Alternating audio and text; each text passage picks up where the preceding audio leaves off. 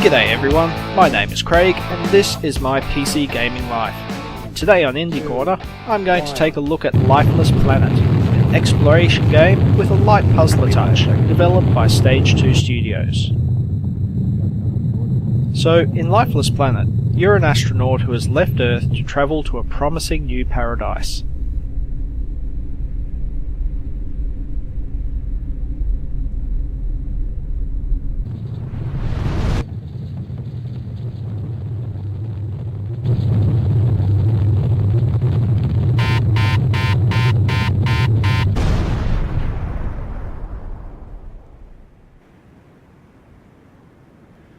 Unfortunately, you end up crashing onto what appears to be quite a barren, Mars-like planet. The game draws you along its course quite intuitively with a combination of a couple of different methods. The first are glowing lights, which highlight things that'll reveal bits of information that add to the story of the game. Your character will also talk to himself occasionally to fill in the story. Where's my crew?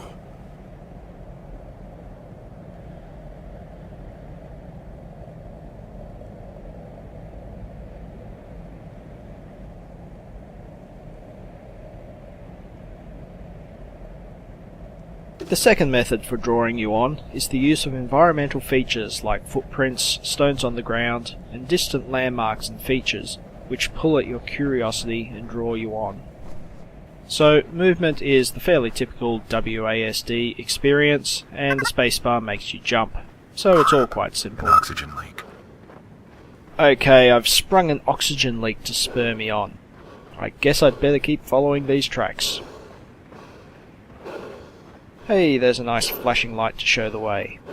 The oxygen leak thing will be used occasionally during the game, but it's mostly early on in the game. It almost feels a bit strange when they pull it out again later in the game.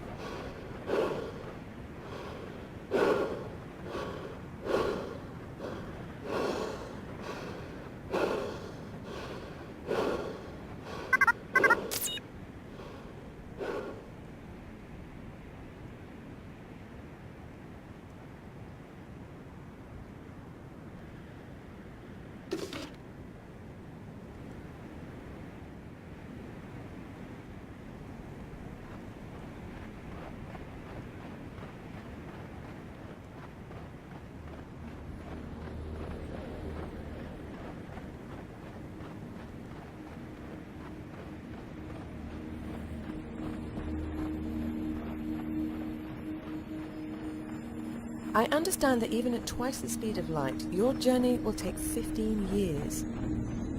So, these interview extracts pop up throughout the game to tell the personal story of our unnamed protagonist. It's a nice bit of variety to throw in as you jump along with your guy. Our heart rate will be slowed dramatically to minimize aging during the flight. How do you prepare for this one-way mission, knowing you will never return to Earth? Well, I have a volunteer crew of very skilled and focused individuals. We all have a deep desire to explore, to go somewhere new. And frankly... So you can see here that the game really does direct us along in parts with the terrain features.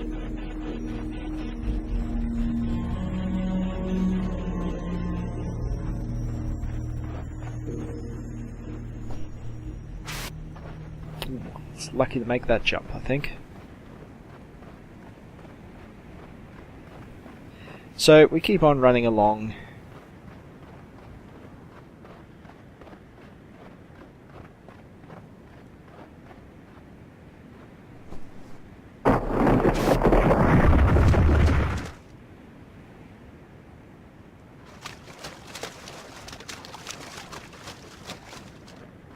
And what's this? Our first sign of plant life.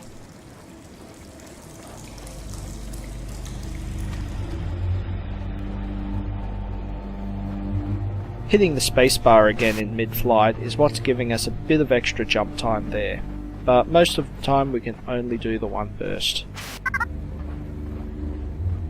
So, as I mentioned earlier, there is a bit of a puzzler nature to the game, and this comes out mostly through moving objects around the environment. And it's generally pretty clear when you can do that and what you need to do. For the most part, the puzzles aren't a massive challenge.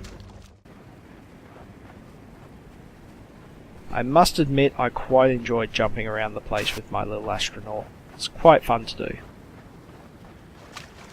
So again, it's generally quite clear where you need to go, and I did enjoy being drawn through the landscape in this way.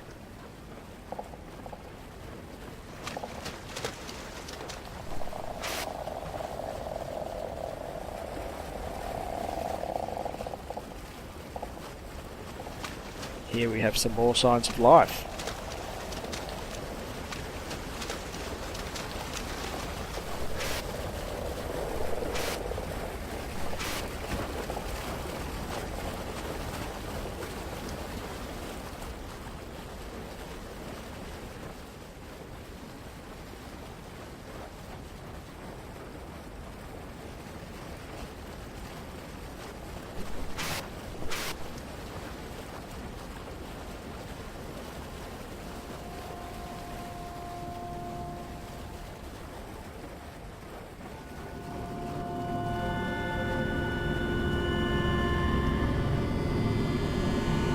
And in parts the game can get a little bit trippy as our guy starts to hallucinate a bit.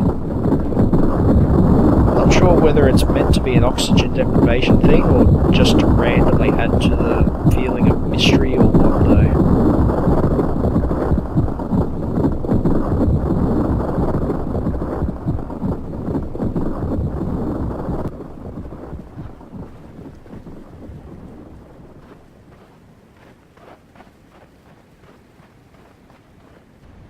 Okay, and every so often we get a bit of a cutscene to connect the tissue of the game levels. And I've got to say, I feel like this one in particular was a bit rushed, considering it really establishes the hook of the whole game.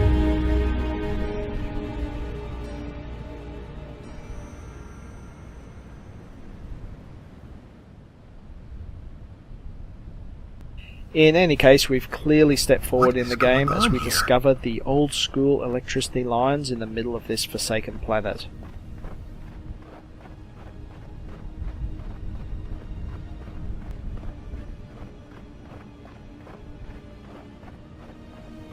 And these lead us to an old ghost town.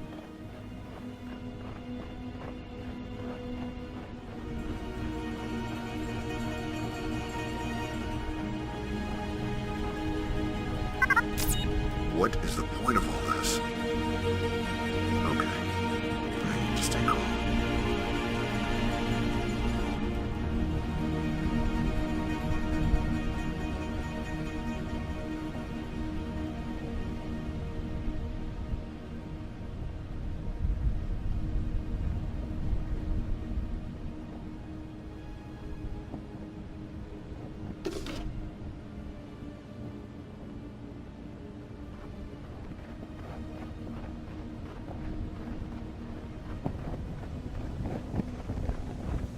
An old Soviet-Russian flag.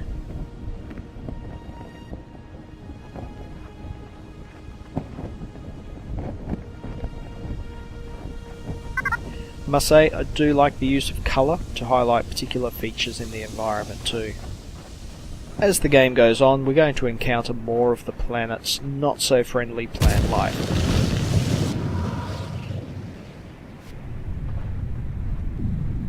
And we'll encounter old alien technology from the planet's original inhabitants.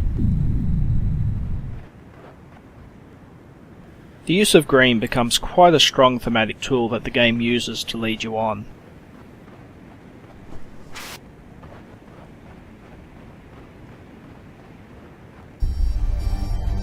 As is the mysterious Russian woman you meet.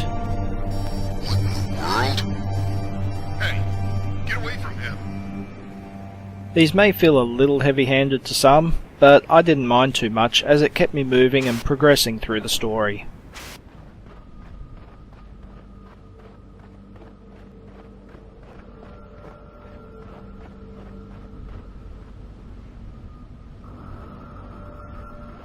As the game goes on, you'll travel through a number of different environments.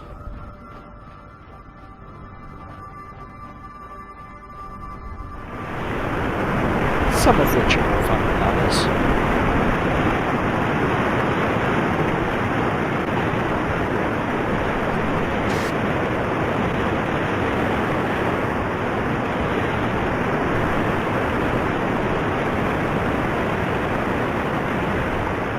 One complaint I do have is that on occasion the transitions between these environments is a bit abrupt and clumsy.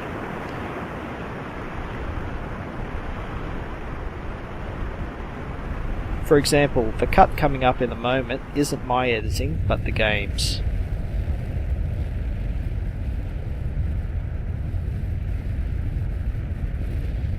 For me, that was way too abrupt, and when I look behind me in a moment, you can't even see where I would have logically come from.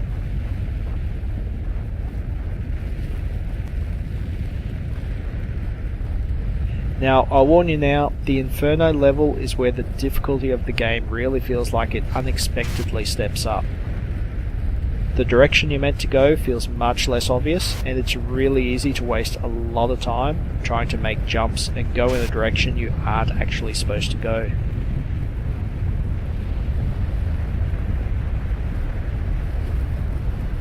Oh, and here's my little tip for you when you try to get through here. The way I spent way too much time trying to get past this leaning tower isn't even close to being the correct way. So this and my other 100 deaths of this tower earned me my fail of the week. Okay, so to wrap this up today, I really did quite enjoy my playthrough of Lifeless Planet. I enjoyed the exploration of the planet and its different environments. And the Cold War era science fiction feel of the planet's story was fairly interesting. Also for me, the simple nature of most of the puzzles was fine, because it didn't break me out of the flow of the game. But then I'm not really one for puzzle games.